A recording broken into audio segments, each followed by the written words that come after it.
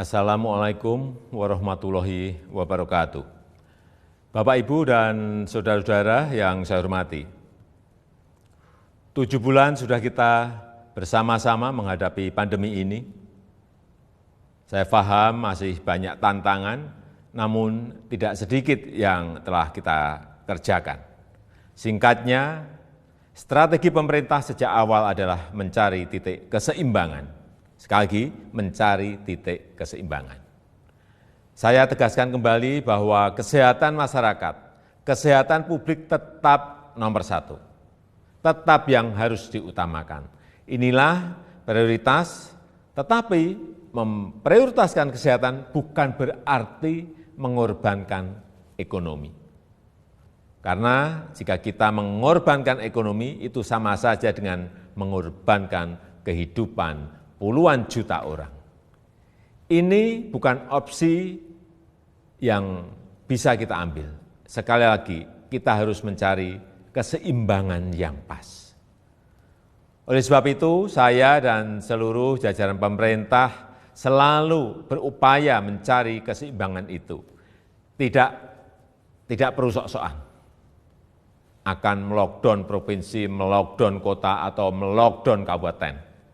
Karena akan mengorbankan kehidupan masyarakat. Tapi kita tetap serius mencegah penyebaran wabah supaya tidak meluas. Hasilnya bagaimana? Ini yang terpenting. Mari kita menilai berdasarkan fakta dan data dan bukan berdasarkan kira-kira. Saya bisa mengatakan penanganan COVID-19 di Indonesia tidak buruk, bahkan cukup baik. Maka saya hanya bicara fakta. Dalam jumlah kasus dan jumlah kematian, Indonesia jauh lebih baik ketimbang negara-negara lain dengan jumlah penduduk yang besar. Sebaiknya, kalau membandingkan, ya seperti itu. Kalau Indonesia dibandingkan dengan negara-negara kecil yang penduduknya sedikit, tentu perbandingan seperti itu tidak bisa menggambarkan keadaan yang sebenarnya. Dalam hal ekonomi, pencapaian kita juga tidak jelek-jelek amat. Ekonomi kita menurun, ya, betul, itu fakta. Tapi mana ada negara yang tidak menurun ekonominya? Bahkan ada banyak negara lain yang harus memikul beban ekonomi yang jauh lebih parah. Dibandingkan dengan beberapa negara Asia Tenggara lainnya, misalnya, kinerja ekonomi kita masih lebih baik. Sekali lagi, ini fakta. Ini harus kita ambil hikmahnya agar kita juga tetap optimis, dan tidak kehilangan harapan. Sekali lagi, saya tegaskan, kita harus tetap optimis. Bapak, Ibu, saudara-saudara sebangsa dan setanah air, banyak yang telah pemerintah lakukan, banyak sekali macam-macam programnya. Di tengah keterbatasan keuangan negara, saya mengambil risiko untuk mengatasi masalah ini. Angka-angkanya silahkan dilihat sendiri di tampilan yang ada di sini.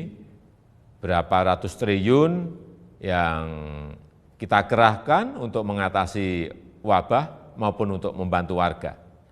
Kendati demikian, saya juga belum puas. Saya ingin menteri-menteri lebih baik lagi dalam bekerja, mencari program yang lebih tepat sasaran. Semua harus terus kita perbaiki. Masih banyak kerja keras yang perlu kita kerjakan.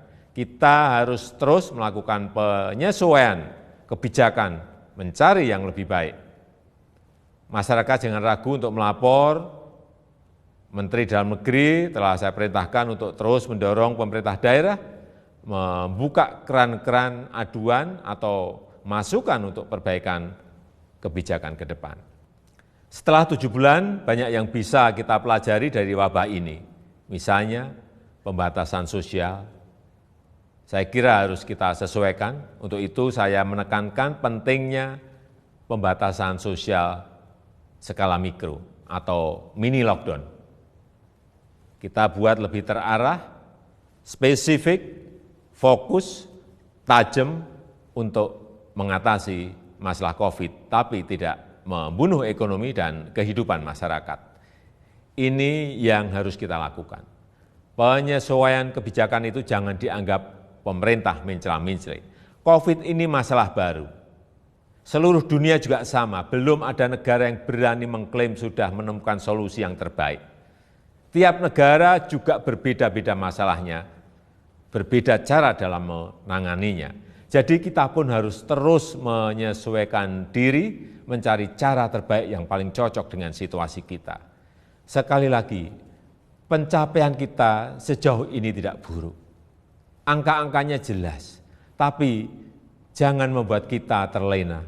Kita harus waspada, kita harus tetap bekerja keras. Wabah ini jangan diremehkan, ini realita. Tapi jangan membuat kita pesimistis.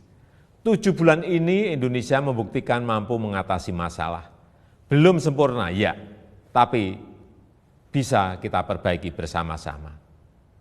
Mengatasi pandemi ini memang sulit, memerlukan kerja keras bersama, dan saya yakin kita akan dapat melakukannya. Yang penting, dalam situasi seperti ini, jangan ada yang berpolemik, dan jangan ada yang membuat kegaduhan-kegaduhan. Bapak, Ibu, dan saudara-saudara sebangsa dan setanah air, tentunya apresiasi saya sampaikan kepada dokter, perawat, tenaga medis, TNI, Polri, ASN, dan juga para relawan.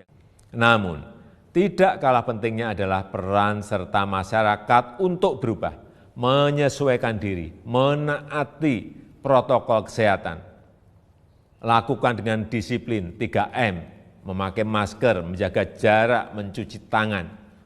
Tetap optimis mengatasi masalah. Saya percaya jika kita saling melindungi, saling membantu, saling mengingatkan satu sama lain, kita akan mampu melalui masa-masa sulit ini. Semoga Allah SWT, Tuhan yang Maha Kuasa, meridhoi dan memberkati segala upaya yang telah dan akan kita lakukan bersama-sama sehingga dapat keluar dari krisis ini. Terima kasih. Wassalamualaikum warahmatullahi wabarakatuh.